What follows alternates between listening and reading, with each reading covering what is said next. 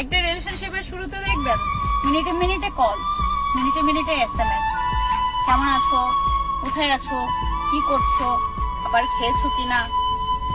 আপনি যখন বলবেন না খাবার খাইনি, তখন সে বলবে দেরিতে খাবার খেলে শরীর অসুস্থ করবে।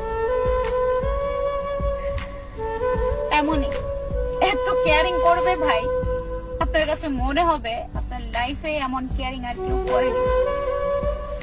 আবার সেই রিলেশনশিপটা যখন পুরনো হতে যাবে, কয়েক মাস কয়েক বছর কেটে যাবে, তখন দেখবেন সেই কেয়ারিংটা আর আগের জায়গায় নেই।